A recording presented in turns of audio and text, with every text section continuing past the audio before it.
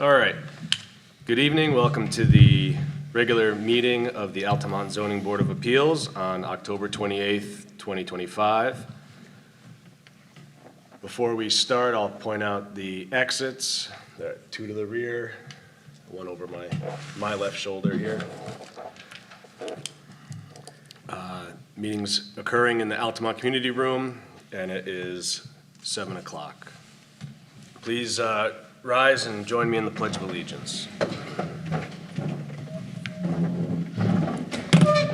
Pledge allegiance to the flag of the United States of America and to the republic for which it stands, one nation, under God, indivisible, with liberty and justice for all.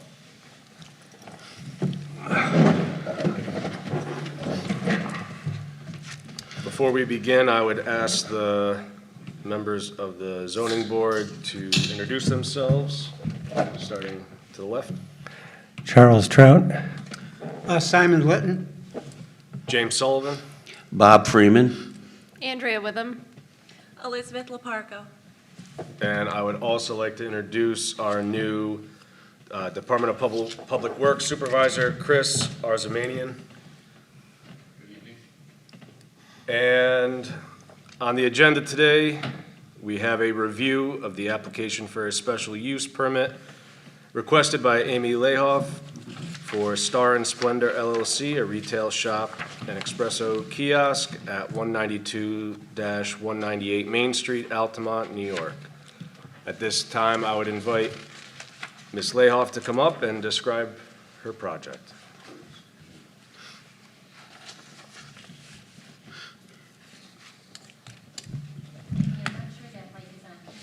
Let's test it. It sounds good. Good evening, everyone. So just for the record, it's Amy Lahoff. Sorry about that. No problem. Everyone does it. Right. So I've done this a couple times. We've moved a couple times in 8 years of business. I moved to the village in January of this past year.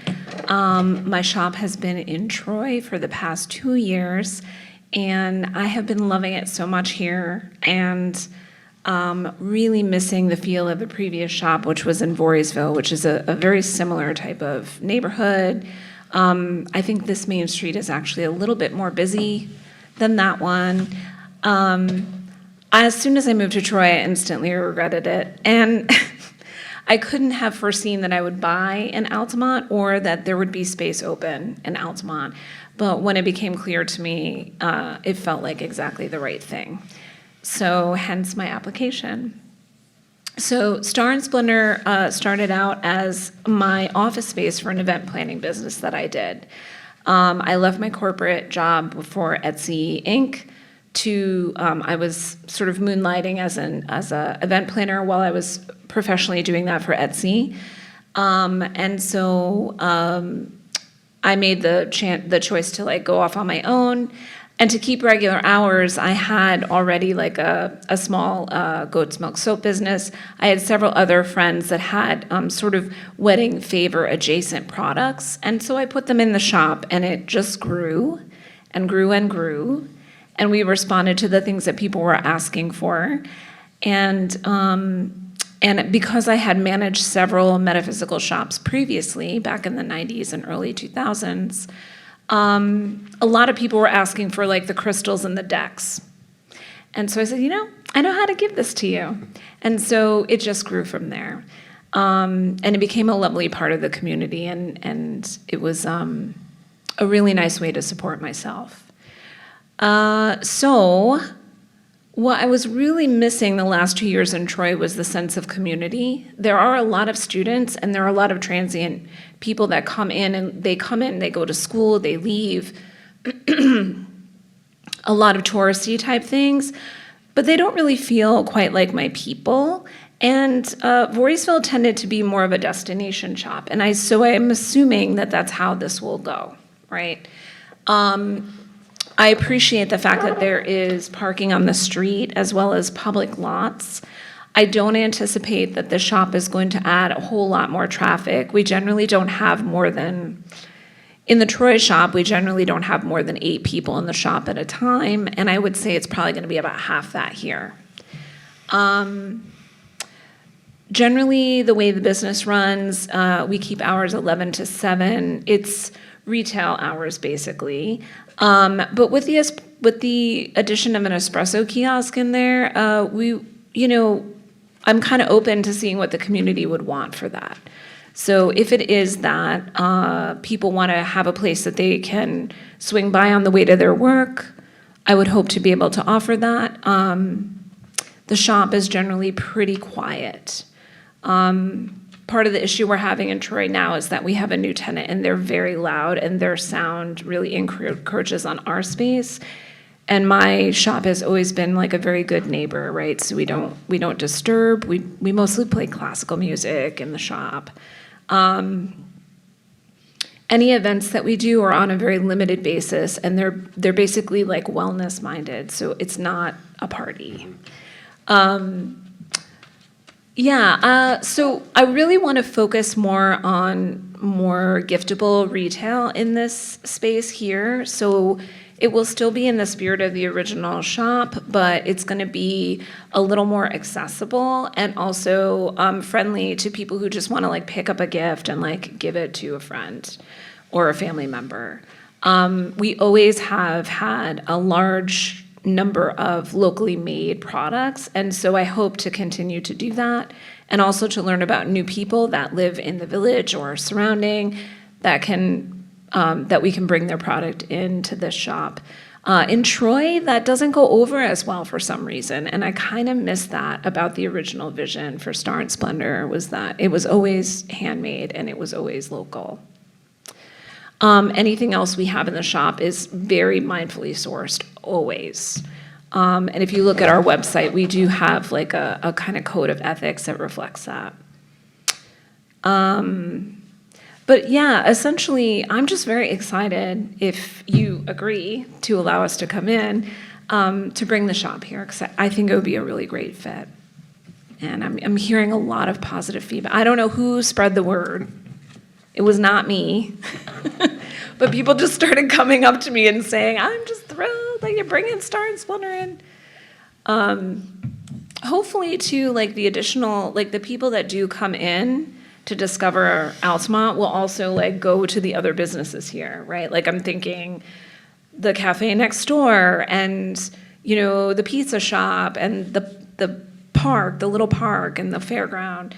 I would really like to be able to kind of build out the community a little bit. I don't like to just come in and just sit in my shop. I like to be involved with the other businesses and like work with them. So, and with the residents as well. And I read your comprehensive plan. I think it fits really well with the vision that you have. It's gonna have like a kind of a Victorian vibe, like an eclectic kind of Victorian vibe. It already does. We'll just bring that over. And I just hope that it would be like a positive addition to the neighborhood. Excellent, thank you. At this point, I'd ask the board if they have any questions.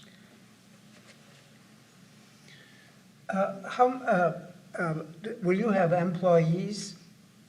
Yes, I currently have 2 employees, and they have both been on maternity and medical leave this past month, so I appreciate your patience with my application looking kind of sad and coming in at the last moment.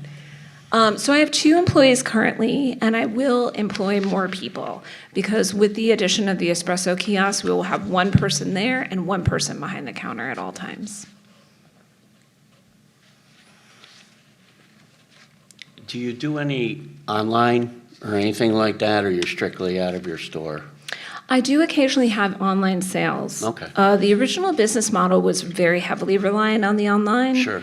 I don't think we're really going to focus on that because it's just not as fun. Well, yeah. It really isn't. I don't like shipping things. Well, nobody likes waiting for it either. I like to just go and get it, so. It's true, but I do have a lot of loyal customers who, when they leave the area, they do want the option, but they know they can call me and I can just put it together. And I also have a lot of snowbirds that shop with me, so like they'll order products for me when they're like in Florida or North. Not that it really would make any difference, because there's plenty of, obviously Amazon, everybody's through here, and it's not, they're in and out anyway, so I don't think that would have really any bearing on the space there anyway. And Yeah. I'm glad to see that sounds like a perfect space for you, so. Yeah, it's super sure. sweet. Yeah, and the pollards are they're cleaning it out now. I know he has like some contracts that he's finishing up, but he's gonna give me new drywall and stuff like that. So it'll be nice and clean when I go in. Yeah.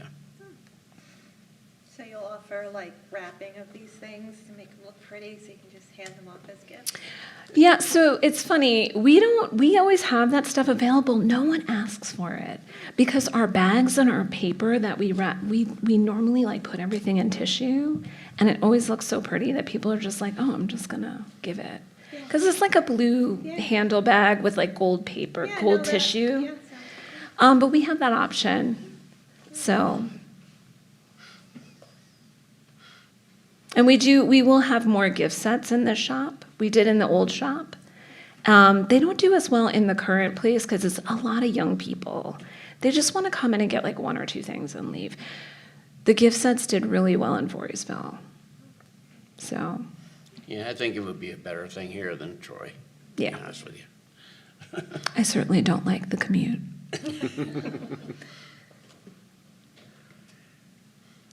Based on the square footage, there is more than enough parking to cover, and I see in the lease that there's an agreement to share the spaces in the back with the existing tenants, and also reviewing that some of the parking can be accounted for with the municipal parking and street parking, so there's more than enough parking for the employees and for the current use.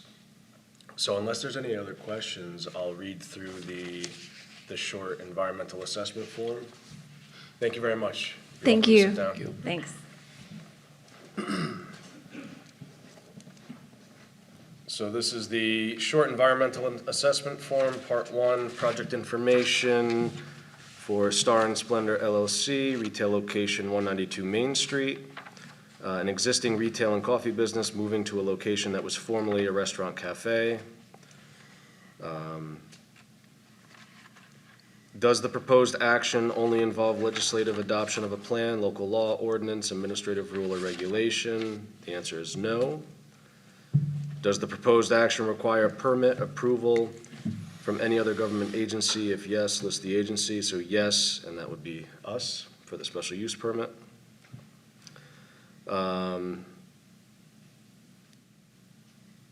0 acres. Wait a minute. She also has noted here Department of Health because of the coffee business. Oh, excuse me, yes. Yep.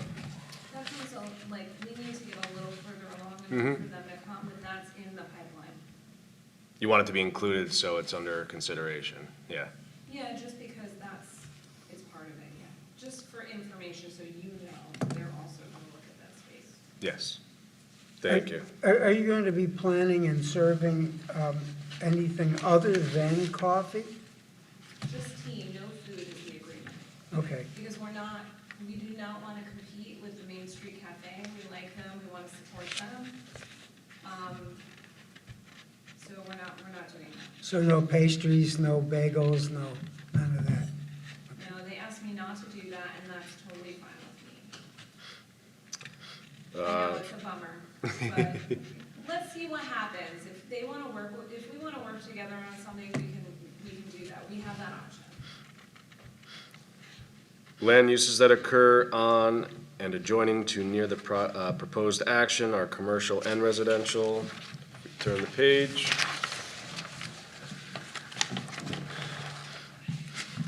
Is the proposed action permitted under the zoning regulations? Yes. Is it consistent with the adopted comprehensive plan? Yes. Is the proposed action consistent with the predominant character of the existing built or natural landscape? Yes. Is the site of the proposed action located in or does it adjoin a state-listed critical environmental area? No.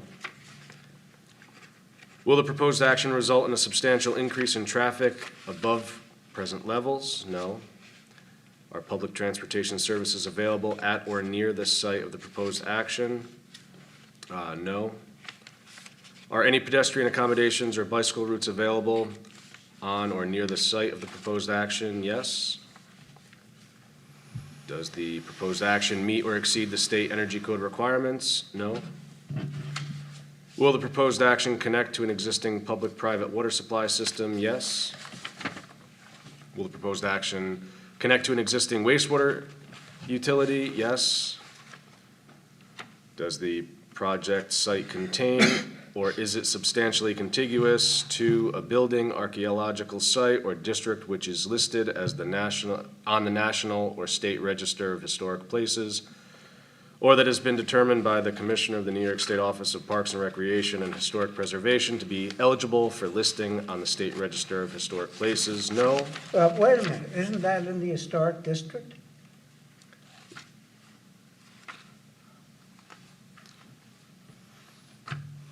I mean, not that it makes any difference Well- for her application, Yeah. but I think it is in the historic district. But that's separate from the National or State Register of Historic Places. Altamont's calling an area a, No, it's not just local.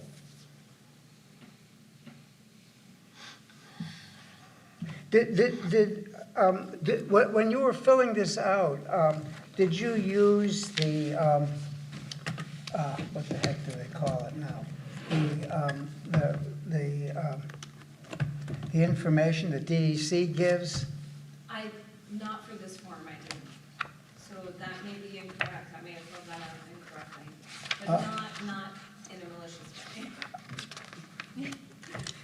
way. I'm not questioning that, but there is a utility that the DEC has for people filling out these forms that automatically checks off boxes that they can access because they have all these GIS layers that will do it for you.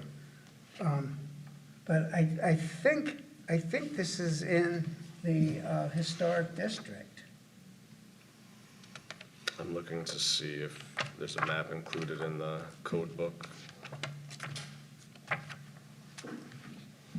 I mean, it makes no difference No. whatsoever for her application. It's just, I'm sorry I brought it up. I think it is in the historic district. Yeah, and my only point is that our historic district is not the same as the state historic registry. Oh, no, it isn't purely local. But like you said, it doesn't have any impact on this. No. So we can table Well, that for a moment. let's table it. Is the project site or any portion of it located in or adjacent to an area designated as sensitive for archaeological sites in New York State Historic Preservation Office, archaeological site inventory? That would be no. Does any portion of the site of the proposed action or lands adjoining the proposed action contain wetlands or other water bodies regulated by the federal, state, or local agency? No. Would the proposed action physically alter or encroach into any existing wetland or water body? No. Identify the typical habitat types that occur on or are likely to be found on the project site. Suburban. Does the site of the proposed action contain any species of animal associated habitats listed by the state or federal government as threatened or endangered? That says no. Well, not to my knowledge. Yeah. Not that we know. Well, yeah. The brown. Yeah, the brown bat. Yeah. Yeah. The whole village is in the brown bat area, so that should be a yes. But again, Yeah, it doesn't have an impact on it because you're not disturbing anything. Is the, We don't have access to the basement or the attic either, yeah. so. yeah, Is the project site located on the 100-year floodplain? I believe that's a no there, yep, yeah. yeah. Well, I had to look that up Yeah. actually for my own house, and so they actually have not done normally as a floodplain at all, Okay.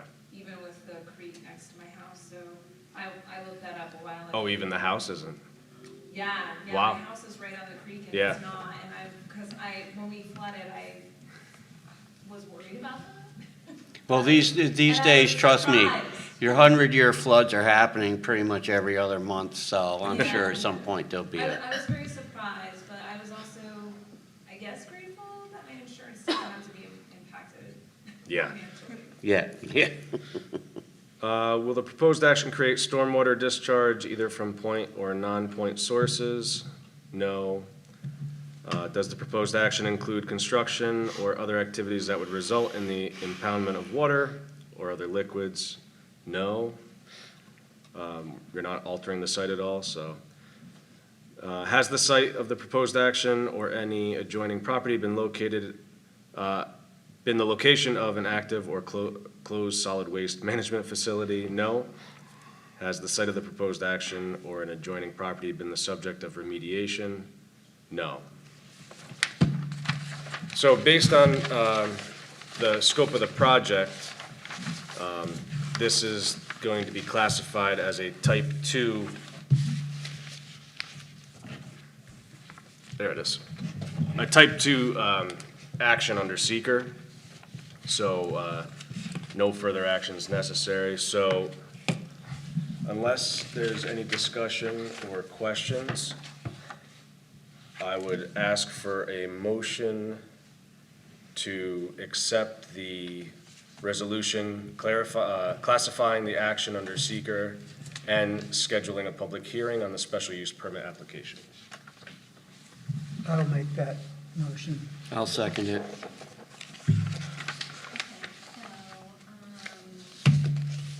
Roll call in order of alphabet. So, Board Member Freeman. Approved, in favor. Board Member Litton. In favor. Board Member Lopaco. In favor. Board Member Cho. In favor. Board Member Wickham. In favor? And Chairperson Sullivan. In favor. Great, thank you. Let me just read the resolution into the record. Resolution, Altamont Zoning Board of Appeals, classifying action under seeker and scheduling a public hearing on special use permit application. Whereas the Zoning Board of Appeals for the Village of Altamont, ZBA, received an application from Star and Splendor LLC, Amy Lahoff, collectively applicant for special use permit approval for the operation of a retail store and espresso kiosk in a structure located at 192 Main Street. And whereas the proposed retail store will occupy an existing non-residential structure and there are no exterior improvements to the building or site proposed except new signage. And whereas the applicant submitted an application for special use permit to the ZBA on or around October 14th, 2025, the application. And whereas the reuse of an existing commercial structure or of a structure containing a mix of commercial or residential uses for a use that is permitted as a special use permit is a type 2 action exempt from review under SECRA. And whereas the ZBA reviewed the application materials and additional information relevant to the application and applicable standard of review, now therefore be it resolved as follows by the Zoning Board of Appeals of the Village of Altamont, Albany County, New York. 1, the ZBA determines that the application is complete for the purpose of its review. 2, the ZBA hereby determines that the proposed use qualifies as a type 2 action exempt from review under SECRA pursuant to 6 New York NYCRR 617.5, Section 18. And 3, public hearing on the application shall be held on November 18th. 2025 at the Village Hall. It is further resolved that the Village of Altamont ZBA hereby authorizes and requires the board chair, secretary, clerk, and/or village attorney to take the appropriate steps to effectuate this resolution, including any filing and distribution requirements. Whereupon this resolution was declared adopted by the Village of Altamont Zoning Board of Appeals.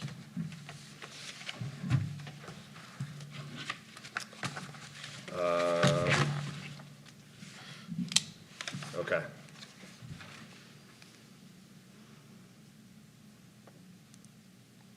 I have compared the preceding copy with the original resolution on file in this office, adopted by the Village of Altamont Zoning Board of Appeals at a meeting held October 28, 2025.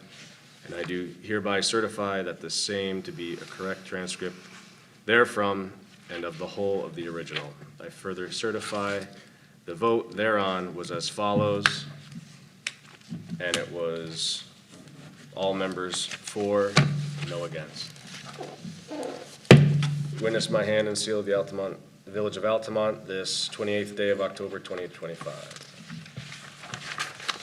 Thank you very much.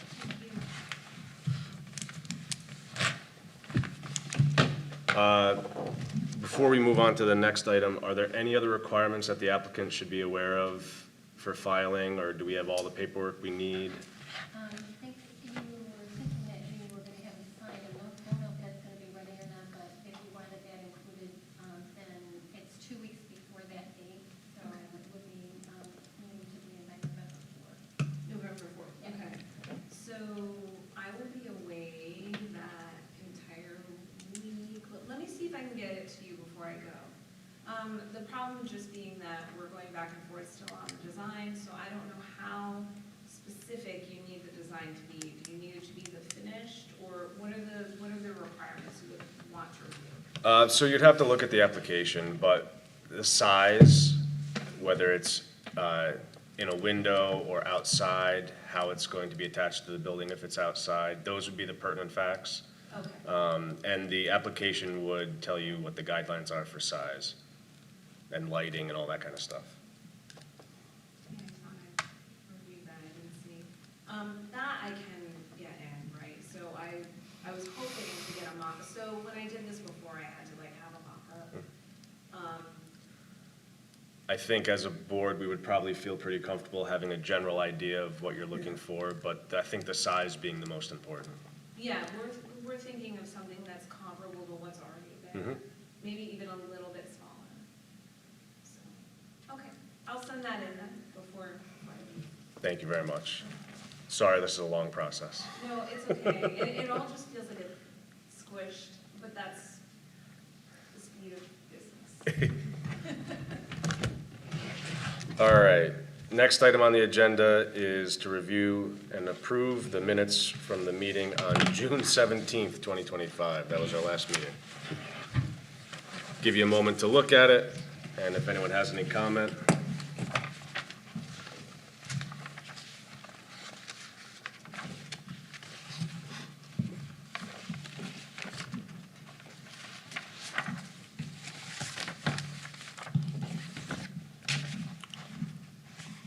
Oh, yeah.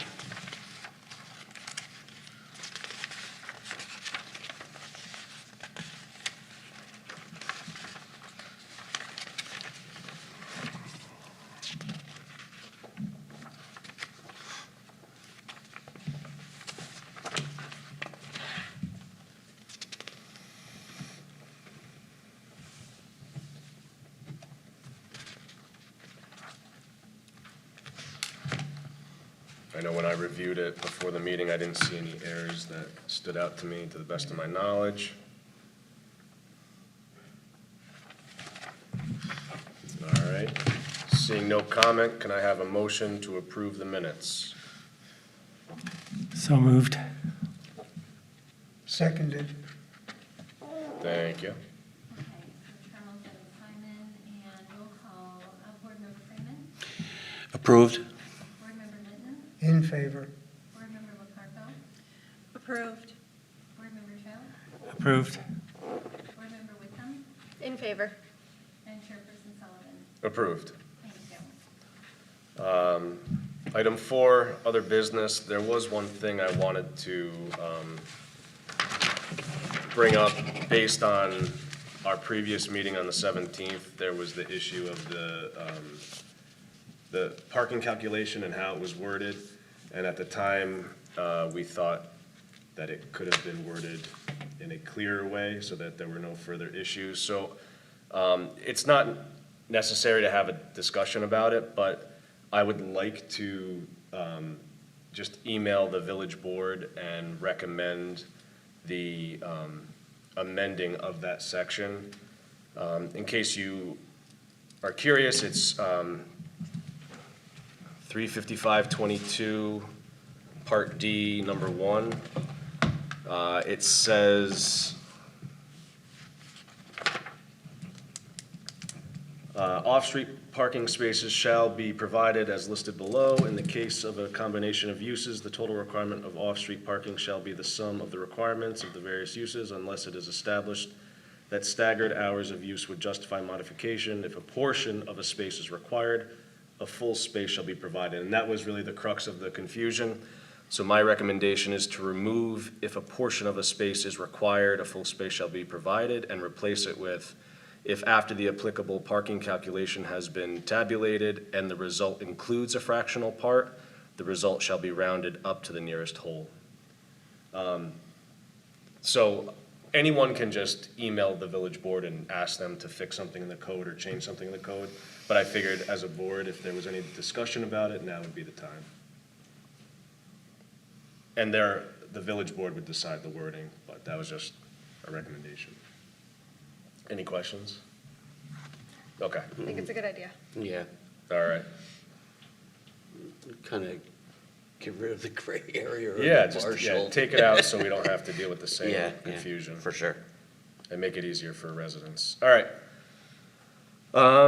Before we consider a motion to adjourn, the next meeting will be November 18th, and then the following one would be December 16th. Both of those are early due to holidays, just to make note of. Other than that, could I have a motion to adjourn the meeting? I motion it. I'll second it. Thank you very much, everyone. Thank you. All right, so board member Freeman, In favor. board member Litton, In favor. In favor. board member Stout, Approve. board member Hunt, In favor. In favor.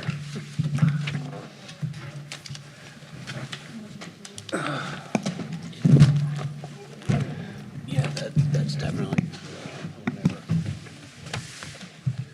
Just to avoid any of that. Yeah. Whether they decide to change it, that's not up to us, but Yeah.